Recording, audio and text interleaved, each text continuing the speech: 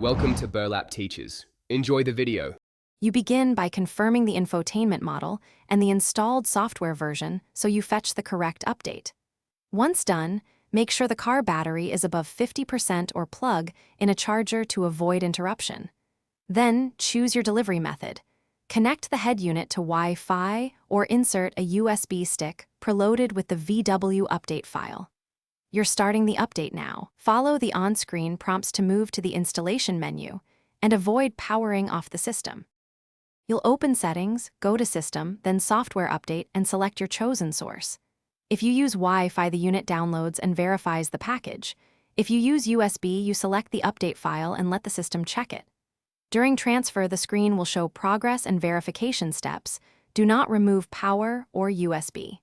Once verification completes, the system will prompt to begin installation. Accept and expect a restart. This preserves data and ensures the new software installs cleanly. You let the infotainment complete its reboot and final setup. Installation can take 10 to 30 minutes, so be patient. Once the system is back, go to Settings to confirm the new version and then test radios, navigation, Bluetooth phone calls, and vehicle integrations to make sure everything works.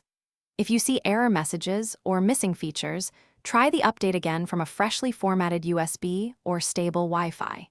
If problems persist, note any error codes and contact your dealer or VW support for. Thanks for watching. Consider subscribing if this video helped you.